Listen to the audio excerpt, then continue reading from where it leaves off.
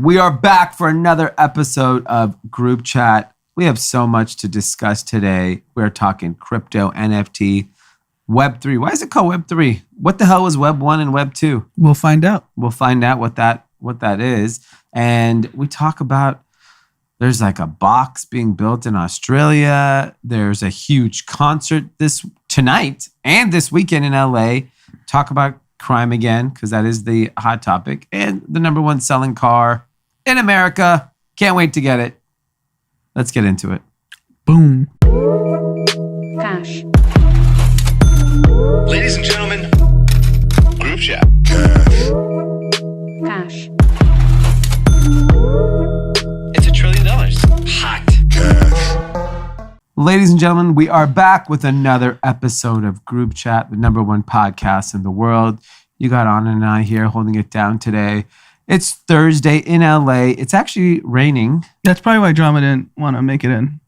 Well, you can't play golf when it's raining.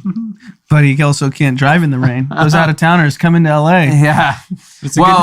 Our sheriff did say, don't come to LA yesterday because there's too much violence. Yeah, let's just quickly touch on that because we talked about it in a group chat and you said it was a political move. I think, police are out. Well, let's explain what happened. Yeah. A sheriff came out, I think on CBS, carried it. It was a press conference. Local news in LA. Basically said, it's the holidays. If I were you, don't come to LA. We can't protect you. It looks like the purge. Yeah. That's his verbatim, not those exact order, but he said all those words. Yeah. Which is kind of shocking. Yeah, so he went on television. And, local news in every city is watched. It's not... It's a big deal. Like, everyone watches local news, right? And so for him to come out, that clip has now gone completely viral all over the internet. I'm sure people all over the world have seen it now. And I think I understand it's great to inform your citizens. My belief that is, and we heard it from our friends today who had a meeting with the West Hollywood Sheriff's Department. They are publicly coming out, the Sheriff's Department in LA, saying, we cannot protect you.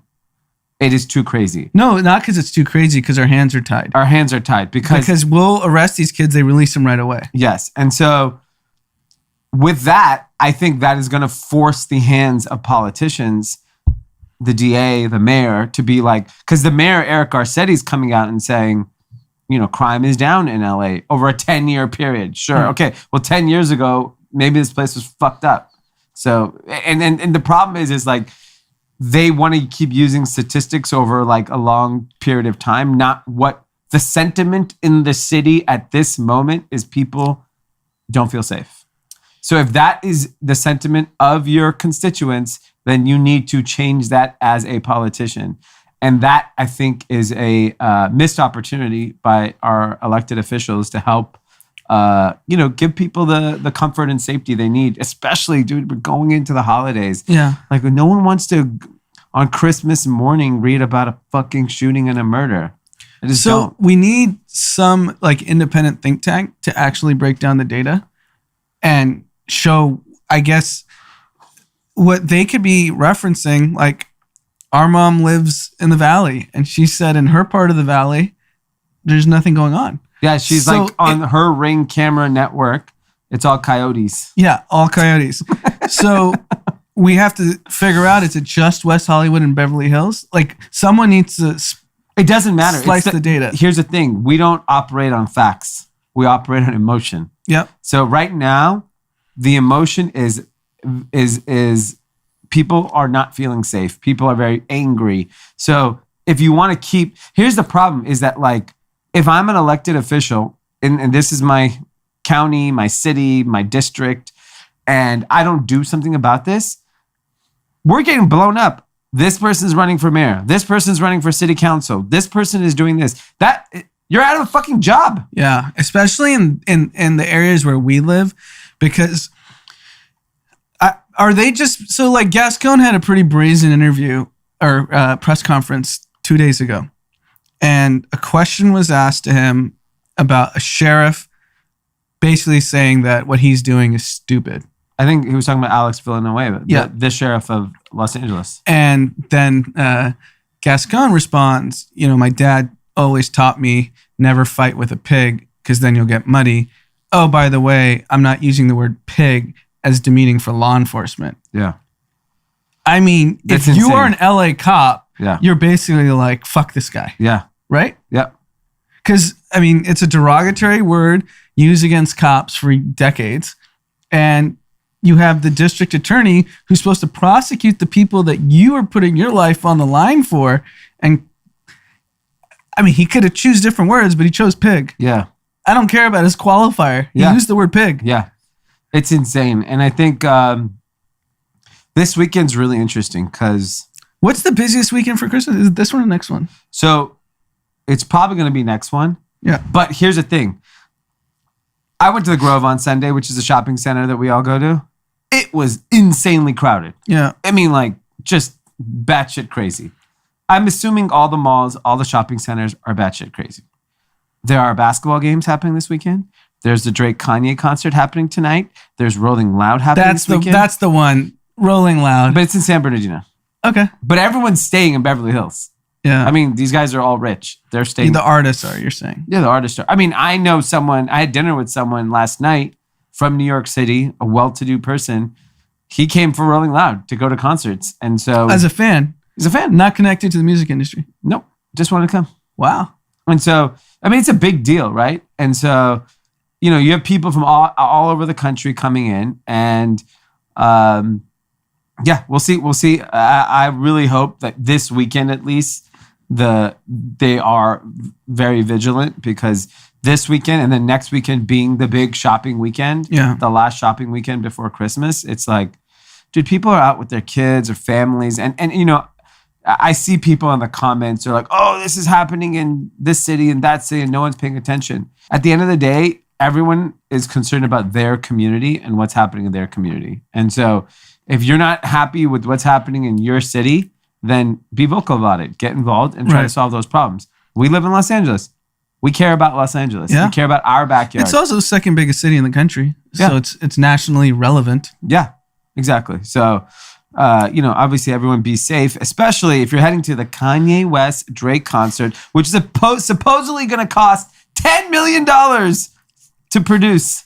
By the way, isn't this for Larry Hoover? Why don't you just give him $10 million? I'm assuming Amazon foot the bill. So I get an alert last night that Amazon Prime Video is streaming the Kanye and Drake concert. I think that's a really big fucking deal. And when I saw that it would cost $10 million, I was like, who's paying for this? I mean, Uncle sure, Jeff. Kanye would normally probably pay for it because he just... I don't think Drake would. I don't think Drake would. Kanye's like, whatever, I don't care about money. Money just keeps coming in. Kanye also probably makes a lot more money than Drake. Because of the apparel and the shoes. Yeah. Which is crazy because Drake makes an insane amount of money. Yeah, I mean, dude, you don't think the merch what's the merch gonna do? $10 million this weekend? I mean, today? 10 million. Easily. How many people are they allowing in the Coliseum? I think only 50,000. So that place holds 100. Yeah. So it's half capacity. You think it's half capacity because of what happened at Astroworld? No, I think the way the stage. But then you have the field. I don't know if he's letting anyone on the field. But like you said, it's raining in Los Angeles today. Coliseum's in downtown. We're not Green Bay. When it rains, you don't leave your house.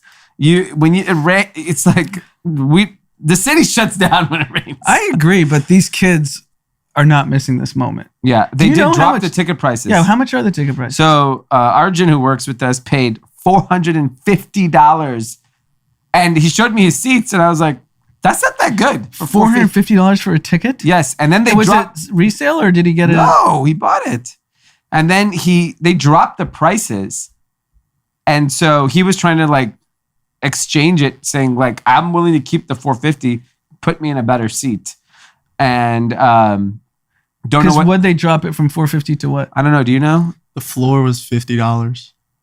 $50? Oh, so they are letting people on the field. The cheapest ticket was $50. So basically, if you want a mosh pit, if you want a mosh, It's 50 No, no, bucks. no, no, no, no. No, The floor being the bottom. Oh, the bottom. He's talking Got it, in got it, open sea pricing. Got it. Sorry. Floor. Oh, yeah, that's the new way. Yeah, Sorry, yeah. my bad. We thought.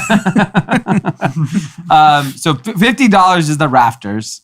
but they went back up. So now they're at 200 again. Yeah. 200 in the resale market. No. No, Like if you go to Ticketmaster, it's like 200. So it's dynamic. So it's not sold out. no, it's definitely not sold out. So it's potentially going to be empty. No chance. What? It'll just if they raise the prices. I've never they seen saw an the event. demand. We've been to every event that you could possibly imagine in the last 20 years. Yeah. Have you ever seen a hot event the day of being able to go on Ticketmaster.com? Not StubHub, not any secondary site. I've never seen that in my life. I think it's just the price, man. They're, So my point is they haven't even sold out in the primary event, avenue. maybe they're expanding the number of people. I just think we'll see it. We're gonna So watch. this could potentially be an all-time concert and an all-time flop.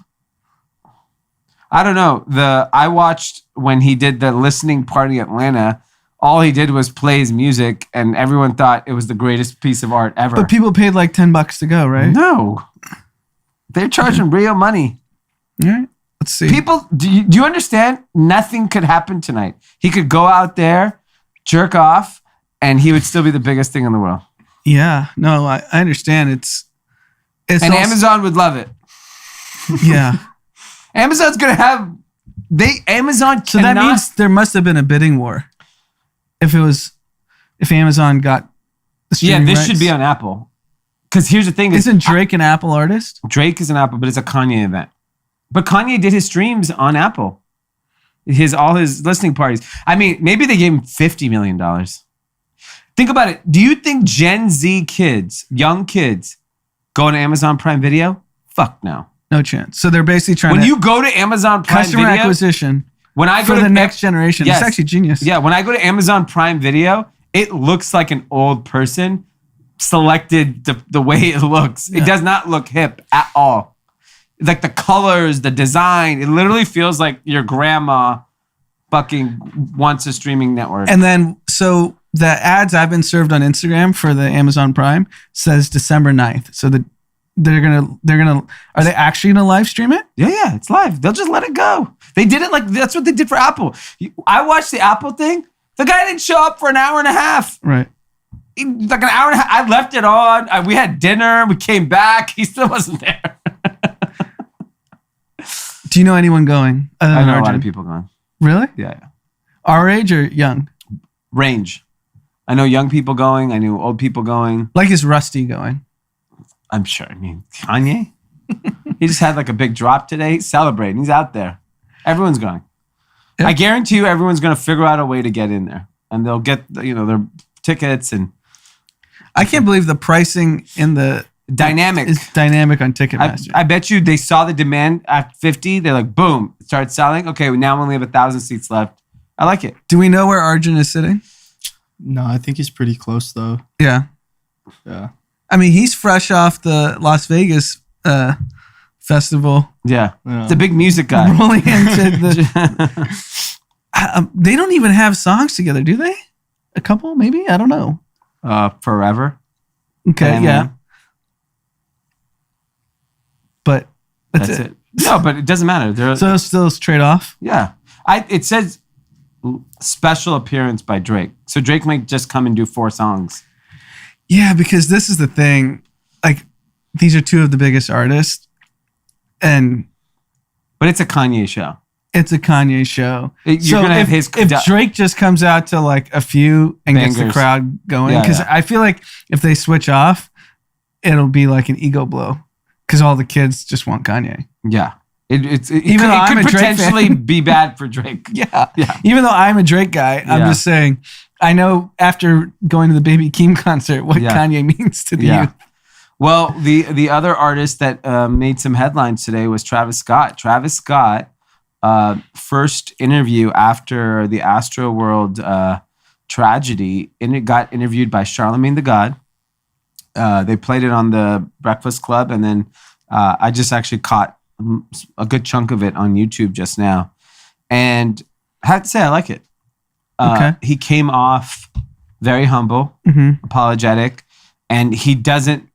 Travis Scott is a rock star, right? And rock stars always act and look and their eye contact and, they got that bravado about them. None of that. It was just like a dude that felt sorry and sat there and just looked at, like eye contact with Charlamagne. Just his body language felt, like, he was appropriate, right? I saw all the clips on Twitter where everyone's kind of dragging him, saying, he's putting the blame on, the festival organizers and the people and the staff and all that stuff. Look, at the end of the day, I think everyone's going to be held accountable. But what do you want him to do? Go up on that and say, yeah, this is my fault? You can't say that. Yeah, he can't. You cannot legally, especially with, pending lawsuits. I mean, and the numbers are staggering. Yeah, exactly. Right? So, I mean, I don't know what you want him to say. Charlamagne asked him, like, you created this culture of raging and this and that. And his answers were all very appropriate. And I thought he just came off really humble and not like a pompous, like, the clips are getting taken out of proportion. Like clips, that's what clips are for. I saw the clips and I actually didn't think they were bad. Yeah. So I didn't watch the full interview. I just saw like a few 2.5 minute clips that were on Twitter or whatever. Yeah. And I do agree, of any Travis Scott interview, he seemed the most calm, like, and remorseful. So, that's good. But, ultimately, I think it's going to be a lawsuit between Travis Scott and the festival organizers. Who ultimately is at blame for stopping the concert? Is that on the onus of the artist? Because that changes every concert from here on out.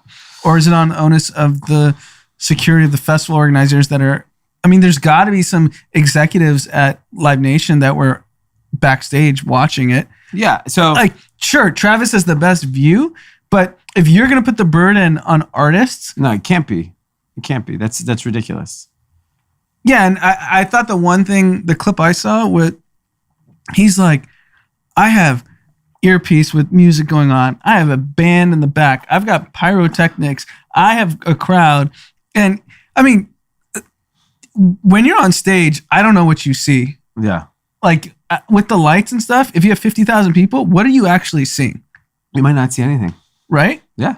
You just see people screaming, help, help, help. But at that point, like, was it just Live Nation not willing to shut it down? Because in my opinion, Live Nation is at blame. Yeah. Sure, Travis, if he knew and doesn't know, now it's his word against everyone else's. And I don't know what the answer is and how you can hold him accountable, because I've never been to a concert where the artist was in charge of security, not the security. Yeah. Right? Yeah. And I think, look, ultimately from people that were there was a comment on the YouTube video that says they went to the concert. They were in the back. They just saw that the show was over and it was chaos leaving. They left. They had no understanding that anyone had died, anyone got hurt. They had no idea. So I think, like, if people there didn't know what happened, they said later in the evening, people started sharing and posting videos. Look, everyone's experience will be different. Some people, unfortunately, had a horrendous experience. And ultimately, like, here's the game that Live Nation has to play. Live Nation is in the business of concerts. If they blame Travis Scott, you potentially are causing a rift between your talent, and it's not a good business move. I think Live Nation's in the trickiest spot. But here's the thing: is like, putting aside emotion and the tragedy, Live Nation ultimately has insurance and has the money for this problem to go away for them. And that's just that's the sad reality of the situation. Now everyone just has to step up and make sure these events are safer. And, like Rolling Loud this weekend, if you're under 18, you're not allowed to go. They refunded everyone under 18. I don't know how they're going to enforce it at the door, right? Yeah. Like, I don't know how that's going to be done. Like, are you checking IDs? What's going to go on? But, like, that's pretty crazy. Like, a music festival is not allowing people under the age of 18. Especially Rolling Loud. Which is kids. It's a kids event. It's not like average age is probably, maybe it is in his 20s, but like it's probably. There's 15-year-olds going. Yeah. Who are the acts at Rolling Loud? Jordan, you probably know. J. Cole. I don't know this one. But I'm sure there's artists that cater to the youth that we. Yeah, the opening acts are all young artists. So we'll see. Hopefully everyone stays safe this weekend. Interesting to see how Travis Scott bounces back. I mean, I don't think it ultimately, we'll have to see how this whole thing plays out. And, I think if he does all the right things and keeps saying the right things and, especially compensating the families and making sure they're taken care of, then. But I think we just need a precedent. Who's the blame? And that needs to be go forward from here on out. Yeah. Are you putting it on the artist? Or are you putting it on the organizer? Because if you put it on the artist, then there's going to be a lot of artists who are like, fuck that. I don't want to tour them. Yeah, but I mean, this tragedy is going to, I think, where rubber meets the road. Because I've seen on social a lot of people blame Travis for not stopping the show. Right? And then the question is, how much did he know while he's on stage? And he's claiming he knew nothing. Right. Or how much did he see and whatnot? And should he be required to see? That's the other question. Yeah, I don't know if he should be required to see. Hire someone that sees and stands on stage and say, hey, Travis, turn off the fucking music. Yeah. Like, dude, pay someone $2,000 to sit there. This is like a $20 million festival probably. Yeah. Can we revisit one thing till the next topic? Yeah. This whole Larry Hoover thing is a complete sham now that Amazon's involved. Why? Maybe they're going to give the money to Larry. Because Larry Hoover, who... just being rap fans know how culturally relevant Larry Hoover is. We've heard people that we know from Chicago when they get mad on Larry, I'm never doing, like that's like a thing to say. It's like a cool guy thing to say when you like get into a fight or like you're claiming tough guy. And Kanye, I feel, is just using Larry Hoover as a way to stay like hip to the culture of like the streets. Sure, but it's self-serving. You got both. Let's see what he does. I want to see Larry out. I mean, Larry, it's going to be tough to get Larry out. So then all it was is now he's in bed with Amazon. I mean, I don't think it would be hard for Kanye to be in bed with Amazon. Yeah, but you are bringing awareness. You could say all the bad things you want, but like there should be like a press conference of who Larry Hoover is. Why should he be left out? His son was on Drink Champs. They did like 1 hour on it. So if you're a Kanye fan, you've been following it. Yeah, but to appeal to the people that actually need to know, you have to do what Kim K did. Yeah. Go to the White House, sit with Trump, and be like, these are the people that need to get released, and this is why. Yeah. Maybe Sleepy Joe hasn't been awake for Kanye to go visit him. Well, let's move on. This is a really interesting thing. I don't know how I feel about it. NBA agent Rich Paul is doing his own shoe and apparel collection with New Balance. Love it. I think it's odd. I think it's no different than when sneaker companies started getting artists and stuff deals. So when like... Yeah, but you represent clients. So to me, like, you're not the star. Don't get in front of your clients. He represents the biggest athletes in the world, okay? What does he really need the fucking $200,000 they gave him? He's filthy rich. I don't think, if I'm a client, I don't like this. I don't know. I don't think Rich Paul is going to make his athletes go to New Balance. I'm sure New Balance thinks that. Yeah. No one's going to New Balance. No one's going to New Balance. But it's like the casual business guy wear. Yeah, it's just, you are in the talent representing business. You are not the talent. I don't know. Everyone in Hollywood knows who Ari Emanuel is. Sure. Is Ari Emanuel doing a collection with Hugo Boss? If he was 30 or 40 now, he probably would. No, we know plenty of talent managers. There's two ways to approach it. You're either going to be the star or you represent the star. You can't be both. Well, maybe he's breaking boundaries. I don't know. I don't like it. But I don't think it's going to affect his ability to attract clients. No, but it's just an interesting take. Like, if I'm Anthony Davis and I don't got a signature shoe, I'll be like, yo, bro, where's my shoe? I think that's why he went to New Balance, because he's like, that's not competing with any of my athletes. Yeah. Had he had a line. And it could be someone that is friends at New Balance and they kind of force him to do it. I don't know. I don't see the point. I think the point is basically like he's just firing on all cylinders and he's just becoming more powerful. And like we always say, how do you get more powerful? You get more famous.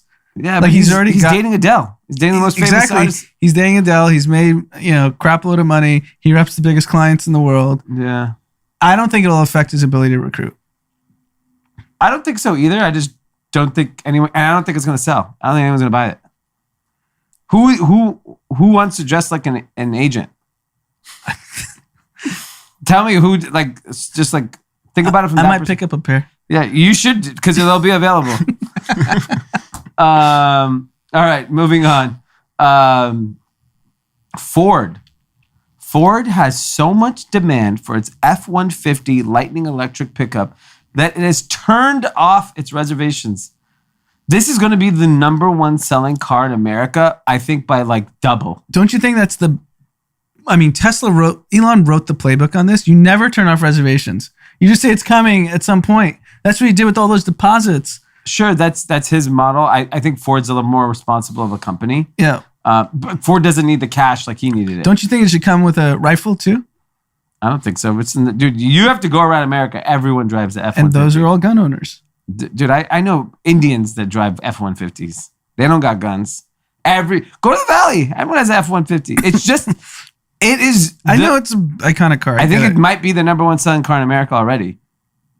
It's like, it's one of those, it's like, I think this is such a monster. I bet you in LA, in West Hollywood, that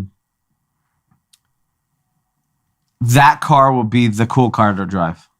An F-150 electric car in LA. You think so? Yeah. It's fucking badass car too. It looks cool. I'm very bullish on. You should get one. I'll get the Rich Paul sneaker. You get the F-150 I'm okay with that. truck. I'd love to get that truck. Just can't park it anywhere. That's also true. That's the problem. But it looks incredible, and it's interesting. You know, Ford stock has gone up, but you know, not obviously nowhere near what Tesla is valued. But they had got 200,000 orders on the pre-book. And they right now their capacity is 70 to 80,000 units of the truck, and they hope to increase the capacity over the next couple of years. This is a monster car. It's such a monster car. All right, moving on. The next big news is if civilization falls apart and there's a complete downfall, and we want to kind of hold on to a few couple things, the Earth now has its own black box to track the journey towards potentially irreversible climate change and the ultimate downfall of civilization. So the project is called Earth's Black Box. It's on the west coast of Tasmania, Australia. It's indestructible, and it's an initiative led by marketing communication company Clemenger, BBDO, and is working with the University of Tasmania to like start logging in stuff. So it has solar panels. It has enough power to, for storage devices. They believe it can last around 50 years, which isn't that long. What's the purpose? I read this. It's just it really, I think it's a marketing moment to say the Earth's falling apart. The climate is going to ruin us all. We need to do something about it. So what we're going to do is create this box, store all of our history so that the next civilization can fucking find it. And what are you going to put in there? I would put an F-150. I'd put a Bible. Some Jordan shoes. I guess Australia, where you put a kangaroo. I don't know. I get it. It's a big publicity stunt.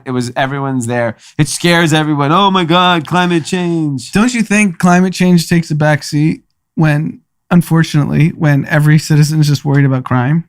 That's in America. I don't know. In sure. Australia, maybe they care about climate change. Yeah, no, I think climate change is super important. I'm just saying. Yeah. Who knows? Yeah, I mean, whatever. Let's just keep buying from Shein. Keep driving your gasoline cars. It doesn't matter. You're not going to live long enough to fucking see the downfall of civilization. Yeah, that's the problem. No, that's the burden of the politicians to think longer term. China is. With what? Their people. Like they're thinking longer term with their people, right? Yeah. That takes authoritarian governments. Yeah. Because the way we work, yeah, no one agrees. No one. Yeah, we're obviously, we'll be good at, Kanye Drake concerts. That's like our specialties. Like everyone wants to go to that. No one wants to go to like, some concert in Beijing. I would really be interested if you allowed China to US travel only for the Kanye Drake concert. How many people would do it? 6 million. 6 million. You're talking millions of people would come if they could. Yeah, because they haven't been able to come in. Yeah. All right. Well, we'll see. We'll see what happens. But the big news in social media, which I think is pretty. It's an epic announcement. Instagram is bringing back the chronological feed next year, and they mentioned this. Adam Mosseri, who's the head of Instagram, mentioned this at the Senate hearings, where he mentioned, the purpose of the hearings is the mental impact of social media on young people. And so some people believe the algorithm is not good for mental health reasons or whatever, right? And so they're suggesting that you can have the option of, potentially going back to chronological. We as like brand owners and marketers have always wanted that, because right now I don't see anything. I get fed so much stuff of the people that I'm not even following. Yeah, because they're trying to build other accounts again. Right. They're like trying to. I was like, why am I get served so many random NBA accounts. Yeah, it's just like, dude, come on. I follow one. I don't need all of them. I follow like the people. I'm at a point where like, unless someone hot breaks out, like I don't really need to follow anyone else. I follow people I meet. Okay, sure. That I do a lot of. And I feel like we've talked about this at length. The feed is completely broken. Yeah. Stories was like refreshing. Yeah. But now stories became also as like designed as your Instagram feed. Like people aren't doing the candid stories that they used to. I also think like I'll tell from like our friend perspective, I don't think anyone personally wants to share anything they're doing anymore because of the risk of like, you don't want to share that you're out of town. You don't want to share you're eating at this restaurant. You don't want to share that you just got this new car. You don't want to share anything. Yeah. So that eliminated, obviously, these are people that do well. Just so happen to be our friends. Nobody shares shit. Yeah, no one shares what they're doing. I think that was a combination of the pandemic plus the new world order, because I think in the pandemic, it was like bad form. Oh, you're out. Oh, you're out with 40 people. Yeah. Yeah. At some, unnamed LA restaurant that has a rooftop. Yeah. No, that's totally true. But yeah, let's see. Chronological feed with, we're going to serve you 100 different accounts. Can you please follow them? Yeah. That's pretty much what it's going to be. Yeah. It'll be interesting to see what happens there. They're just, I don't know, man. I think they're in such a tough spot. Well, let me tell you, they just opened up their first virtual world app. It's called Horizon Worlds, Facebook. It's opened, it's a virtual reality world of avatars to anyone 18 and older in the US. So and Canada. So they're already taking that step, like 18 and over. They're not messing around with young people, which is interesting because when you think about the metaverse and avatars, I think of a 14-year-old. I don't think of sure, a college person is probably more hip to it, but a 25, 30, 40-year-old, it's like they're not the ones that are going to truly resonate and engage with the metaverse, in my opinion, to start at least. So no, you don't need an invitation. Anyone can download this app, and it's a virtual reality thing. And it launched last year as a beta to select Oculus users. You got to get an Oculus. Yeah. So, you got to get an Oculus to obviously play in this thing. And an Oculus, I think, is $200 right now. So, separate from Facebook's announcement, I've never seen in the history of technology as I've been an adult that a new platform take off as quickly as Web3. Yeah. 6 months ago, no one was talking about Web3. Yeah. And the only major technology firm that ever publicly talked about Web3 was Andreessen Horowitz. Yeah. And this week, Sequoia, which is arguably the best venture firm in the history of technology, changed their bio to all Web3, let's find the next big builders, and then had some Web3 slogan. Then Founders Fund, which is another fund, responds to them. NGMI, because crypto's all these like acronyms. NGMI, they're talking shit, saying not going to make it. Basically saying, fuck you, Sequoia, we're going to beat you. And I've never seen investors in technology switch their entire thesis in 6 months. That they're trying to get hip and cool with the kids. Of course. But I think they're going to follow with their wallets and dollars in terms of what they're funding.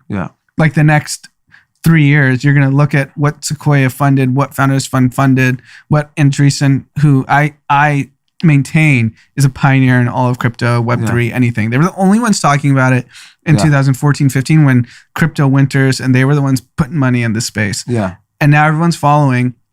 But everyone has realized, now we see Nike, Adidas, venture firms, you name it, in the last 30 days, like if we don't have Web3 as part of our DNA, we're irrelevant. And it's happening so fast, and I can't believe it. How quickly it's happening. And the funny thing is like when you talk to anyone, and I talk to a lot of people, all ages, nobody's in the metaverse. Fucking 0 people are in the metaverse. So like this is all in the hopes. Like we're so far away from any practical application, specifically on the metaverse side. Like I think when you talk about... But isn't that more fascinating? That the biggest companies in the world are all like, this is obviously the future. We need to build the blocking and tackling now so that it's almost like what happened in 2008 with mobile. Every firm knew like mobile. And then the Airbnbs and Ubers got built and everything got built. And it feels very similar, but it's just happening at light speed. And because I think there's also most amount of cash we've ever seen. So might as well swing big. I'm not saying I know what it looks like, but when you see the most important people in technology all making this a core piece of their platform, it's something to pay attention to. No, I agree. I think it's going to be big. I also think it's that people are getting ahead of themselves also in the same pace. This is what happens, right? Money comes in, everyone gets excited. There will be the metaverse winter, the NFT winter, the crypto winter, all those things will happen. And like, it's just the people that are going to stick it through and grind it out and like actually go build real world applications. Because now you're seeing like, I remember years ago when you heard about Ethereum and smart contracts and there was no actual application. Right. Like, it's all speculation. It was all speculation. And now you're seeing it, right? Like you're actually seeing some of these applications, which is exciting. So, I mean, I agree. I think Sequoia is very long obesity. They're long mental health depression, and they know the metaverse is just going to crush our society to the fucking ground. No, but they also know it's inevitable. Of course. Everyone knows it's no inevitable. one wants to do good for society. The metaverse is not going to be fucking good for society. Wearing fucking goggles all day and never leaving your house is not fucking good. Sorry. But I guess how do you stop it when the youth has already spoken? No, I get it. But we simultaneously, if Sequoia has made more money than I could ever imagine, why aren't you also investing in things that could better society? I'm sure they are. I don't know. I bet you they're not. Why the fuck do they care? I don't know. Chris Sacca has a whole climate lower carbon. That's Chris Sacca, one person, not everybody. I think people are driven by money, and everyone talks about climate being the next $1 trillion economy. So I think let's go make a bunch of energy draining headsets that fucking we never leave our house from. Yeah, but I don't know. Their job is, I mean, if it's their personal money, I think it's different. But their job is to make money for their LPs. I get it. I'm just saying, like, U.S. Sequoia could find a way also simultaneously to make investments that will make money and better humanity. There are opportunities like that. Of course there are. Like Tesla was. Tesla does both. Made a lot of people a lot of money and was great for society. So was Google, and Sequoia was early in Google. But it's like you got to make both bets. And so like the Web3 stuff I love. Like I think it's very innovative and technology is incredible. But I was talking to someone who's a father of 3 yesterday, and he's like, this shit's sad. Like, I just don't want my kids fucking playing games all day. I think it's just the evolution because I was in our fantasy football chat, there's certain people saying Metaverse is stupid. It's going to ruin society. Most of the fantasy football chat is kids. Yeah. That are like ages, 2 to 4. Yeah. And, the problem is the cat's out of the bag. Yeah. Right. So how do you stop this? It's basically, how do you make sure that it's incorporated so they're part of this like new world, but also keep them engaged in real world stuff. Yeah. So that I think is going to be the challenge for every parent going forward, because you can't prevent your kid from being in Web3. It's inevitable. Yeah, at this Roblox point. or whatever. Yeah, whatever, Roblox, anything. And it's I think it's the most challenging it's going to be for parents ever to be like, how do we incorporate the stuff that made us like more disciplined, had wide variety of interests, had physical activity and exercise, and learn team building and all the stuff we did as the youth. And I think it's going to be a challenge. And I think, I don't know, it's going to be tough, but the cat's out of the bag. Yeah. So Sequoia will ride the wave to the ground till our kids are fat and fucking depressed. I mean, what I also think it's, I also made the comparison, like we talk about gaming as we're in our late 30s and we're the losers to them grinding out fantasy football. Yeah. Like we're looking at injuries and this and that. Yeah. It's no different. Yeah. Right. It's virtual. We're virtually playing this fantasy football shit and we care so much about it. Yeah. We follow every team, every game, every injury. Yeah. And it's low stakes. Not like the results are going to matter, but we care so much because of the pride of being able to talk shit to our friends. Yeah. So how is that different? It's not. I'm not saying that's good either. We're in our late 30s and we're worried about our waiver wire at 9 a.m. Yeah. While our kids are eating breakfast, everyone's on the phone. Yeah, I'm not saying that's good either. It's all. The problem is that there's no such thing as balance. Humans don't know balance. Everything's extreme. There's 8 people in the world that are fucking balanced. Yeah. No one else is balanced. And I know I'm not one of those people. It's work all the time or fucking nothing. It's that's the challenge in society. And so that's why we're going to tempt society now. That's why I love, honestly, Rolling Loud saying 18 and over. Great. Fine. Oculus, 18 and over. Metaverse, Facebook's coming out already said it. Metaverse is 18 and over. You want to come here? It's 18 and over. That I can live with, because then you can grow up and become an adult, and then maybe you have a little bit more, you'll have a little more sense of how you want to navigate the world. For example, we didn't really grow up with social. We obviously definitely didn't grow up with social media. It came out in 2004. Yeah. So we grew up nothing with it. So our view of social media, it means nothing.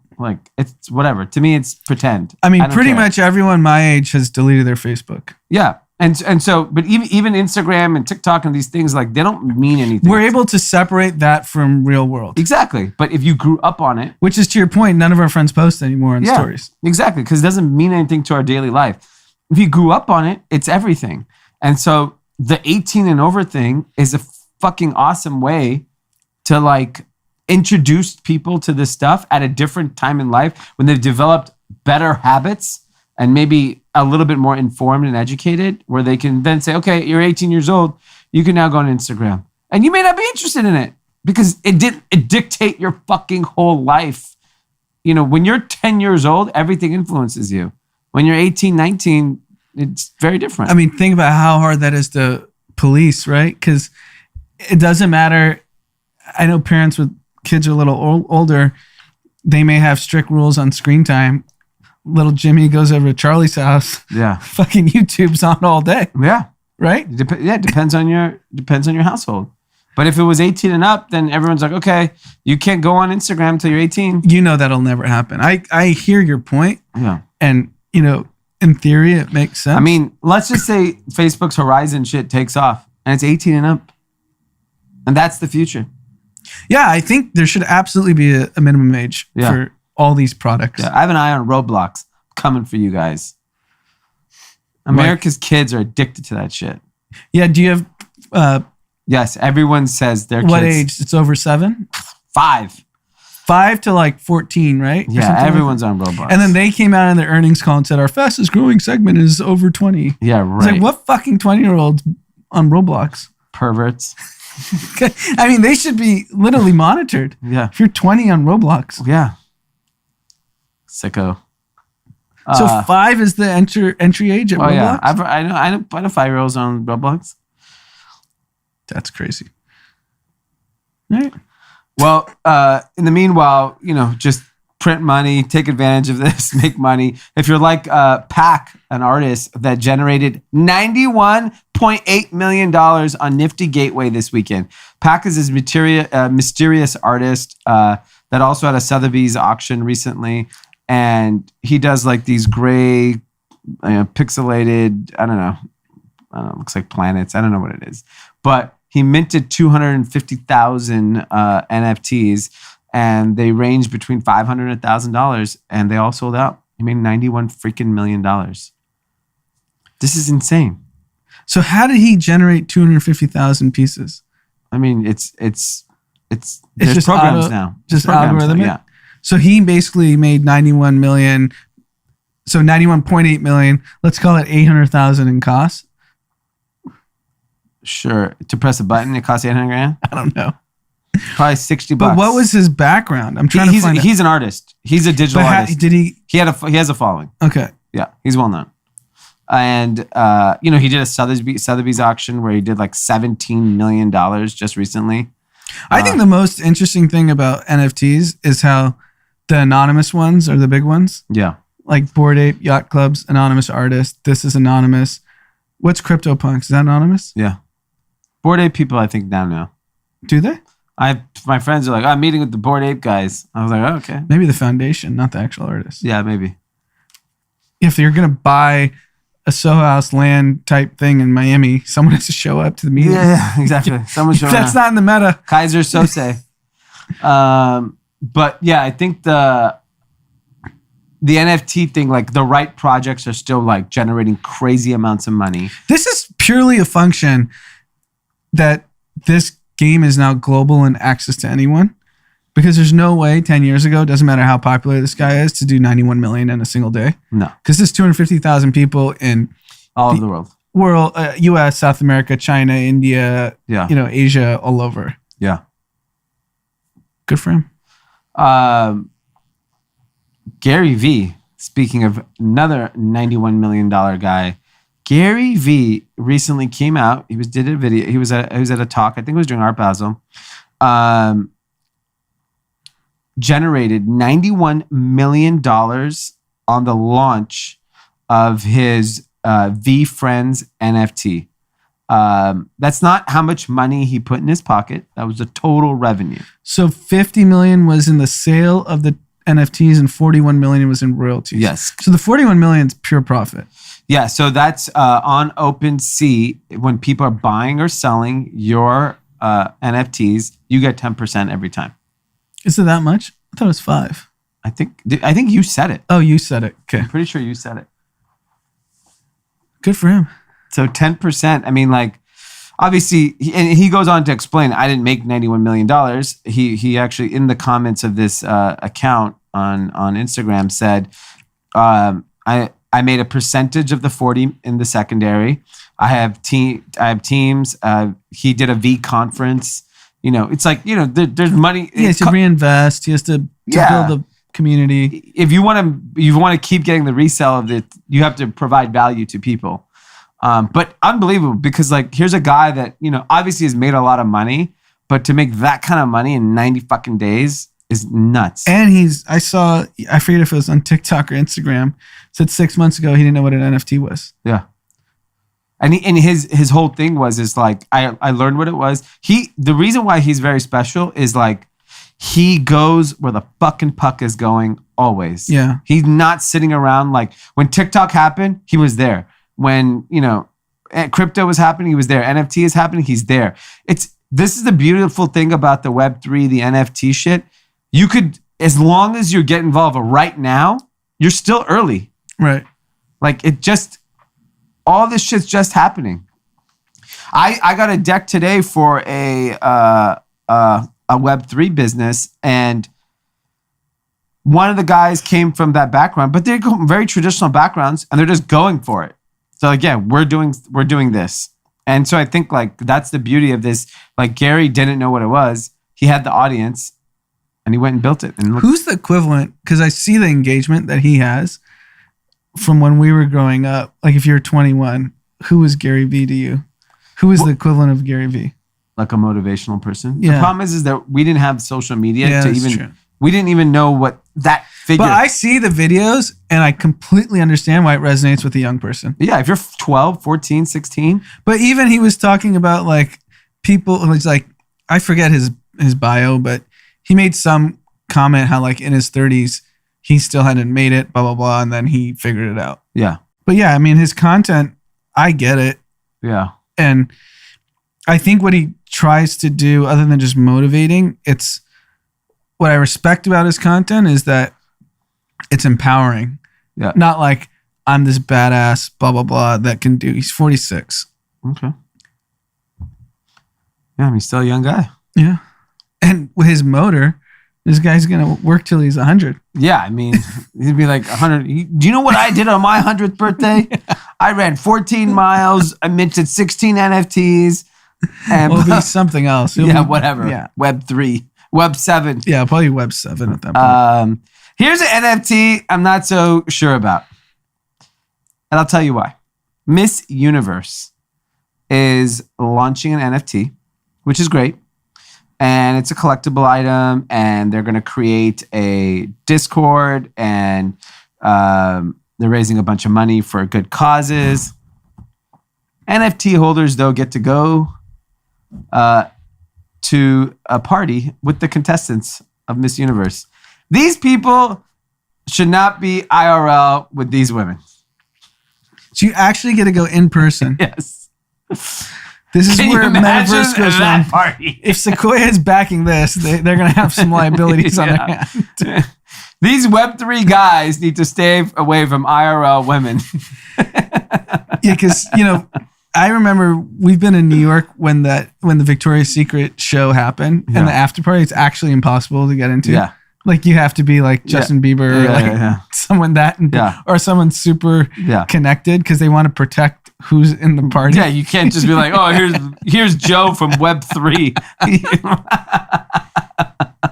I don't know about this. I don't like this experiment. Like, I think I get it. Like, the idea of doing an NFT makes sense, and I can say it's around charity and like having the women engage on Discord and all that stuff. IRL events need to remain exclusive. Should not be accessible. I like elitism when it comes to events. Or the events won't be as good. Yeah. I mean, can you, who's buying this? I mean, like, come on. I don't want to know. Yeah, I don't want to know.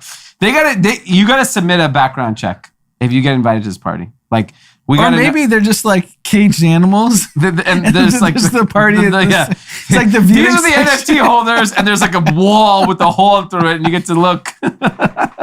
That's the only way I see this working. Oh my God. Okay. Well, if you buy this NFT, let us know if you go to the party. What's the scenario where Meta just collapses? I've been trying to think about that because it seems like so obvious right now. Like everyone's rushing, all the capital is rushing. Yeah, I don't think it collapses. I think it just takes a while for adaptation, right? Like, here's the thing. Take anyone over 30 years old. Basically, we're never going to the metaverse. Nope. Okay. How many people is that on Earth? Billions. Oh, billions. Probably more than half. By half. Probably half because there's a lot of countries with really young populations that have huge. India, China, whatever. Right? Nigeria, Middle East. Okay, so half the population is never going to see the metaverse. Okay, we're never going to engage in it. Our children will engage in it, and probably someone that's 30 and younger, and I would even say 25 and younger, right? Like, that's probably the age where you'll start seeing. Like, where I think the metaverse will matter is in gaming. Like, that community is already there. They're going to take to it immediately. But like, I think if you have to wear a fucking headset, I think you lose a lot of people. Yeah. So I guess who's like, here's the honest question is Metaverse going to be like VR. VR never took off. Yeah. But there was nothing to do. No, but they had all these games and all Yeah. this stuff, and it just wasn't a good experience. This is the same thing. It's just like cooler name, Web3. I see NFTs as like no question. And yeah. And Gonna- you see all the financial products being Mm. built. I get that. I think the metaverse is just going to be for gamers for now. Probably for the next decade. Maybe we're watching an NFL game where we're on the field. But then They've already had those products that they never got commercialized. They're like, you're going to be on the field and you're going to see what Russell Wilson sees. I don't want to see what Russell Wilson sees. It's I want to see the whole game. Yeah. By the way, I don't want to see what Russell Wilson sees. I don't want to see a middle linebacker crushing him. Right. No, I went And to a it's VR not conference. social. I went to a VR conference where they actually pitched that. Okay, so no one wants to see that. So I'm just curious, like, Meta's a big bust. yeah, is there a chance Meta's a big bust? That'd be funny for Facebook. Their dumbass name change. I mean, it seems like whenever there's this like gold rush coming so quickly with people that don't understand it, like crypto wasn't like that. In the beginning of crypto, people didn't rush. Yeah. It took a decade for them to figure out, and more. I'd call it 13 years until fucking 18 months ago did people realize, oh, there's actually use cases to this stuff. Yeah, I mean, look, I agree. So I think what's going to happen is that like these guys, Sequoias of the world, are going to put the money in.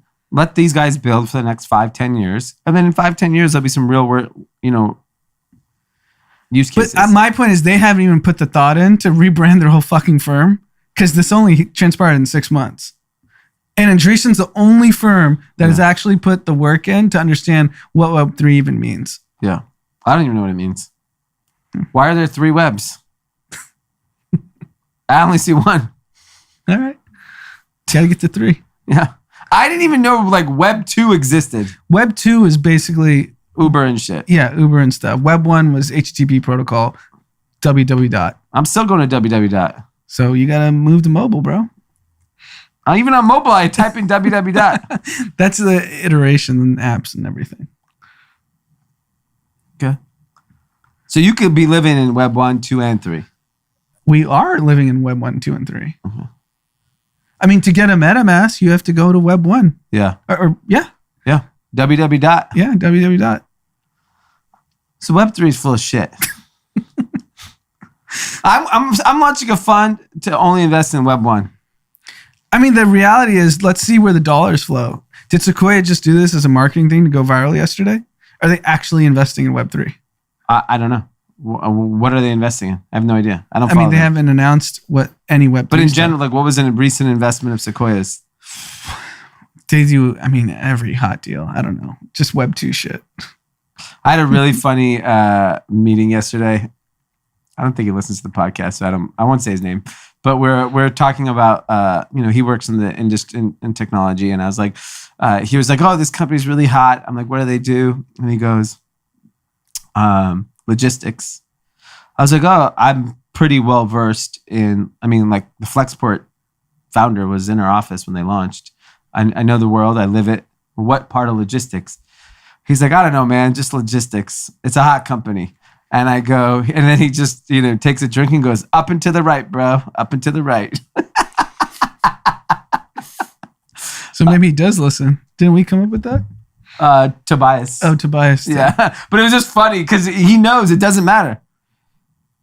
Web 3, I don't know. up and to the right. I think the up and to the right investors are going to get their teeth kicked in. I mean, Just like mid-stage growth stocks have all gone down 50%. yeah. Speaking of, we'll get into that in a second. We got to get to winners, losers, and content first. Winner of the week. My winner of the week, and I hate to have this as my winner because I detest the team, is Steph Curry. Well, why is he a winner? What's So he doing? he's on the verge of breaking the NBA three-point record that Ray Allen held. He's 10 threes away.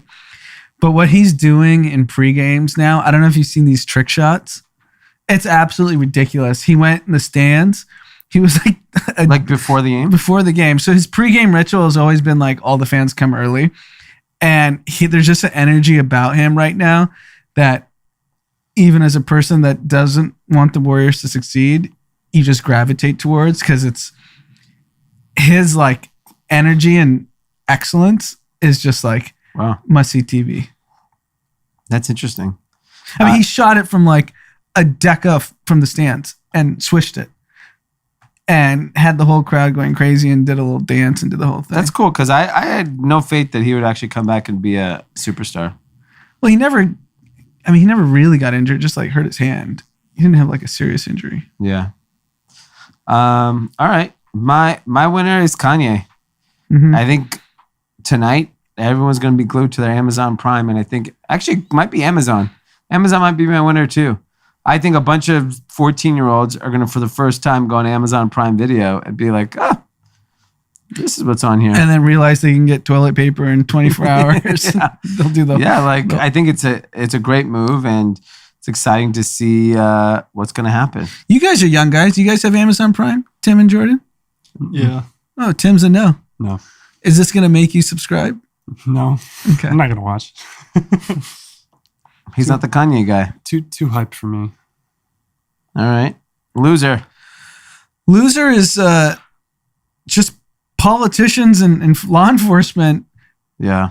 just with egos not being able to solve how to help citizens of society. Yeah. And it's kind of like really disturbing to see. Like, I don't care if like your egos are getting bigger than what the problems are, and we suffer as the people in the city. I'm sure it's happening in every city. I heard in Philadelphia, Seattle, like all these major cities that there's this like combat.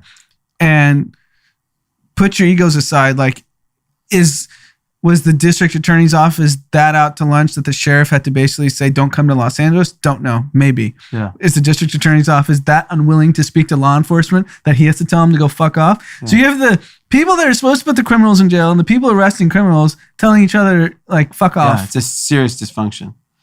Serious dysfunction. And we're the losers as a result of it. Yeah. I mean, the whole country. Yeah. My losers, I have a few. Peloton is number one. You're not getting the boxing? What boxing? They announced boxing.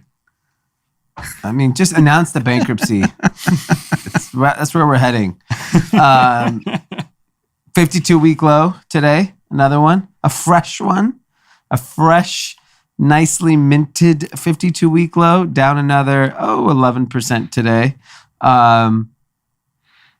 Growth tech stocks are getting bucked right now. Mm-hmm.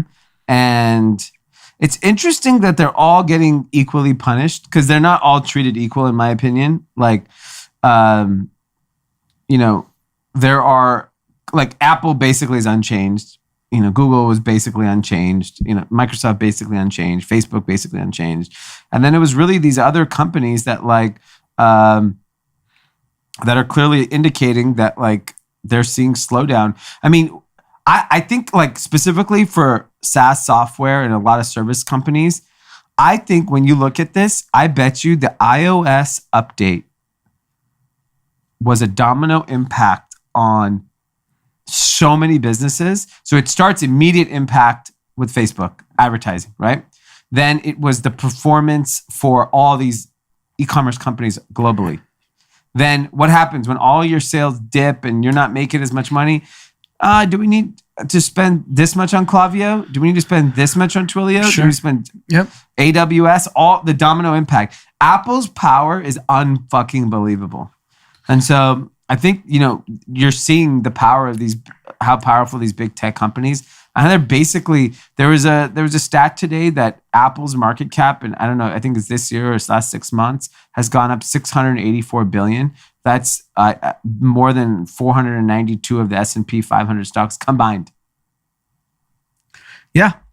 I mean, I think when this kind of rise started happening with all the SaaS companies and all these different growth tech companies, I've been saying this for 2 years. Once the growth rates compress, the multiples compress at magnitudes of that. So if you can grow at 60, 70% revenue year over year with that process, the cash flow is coming, you will be rewarded.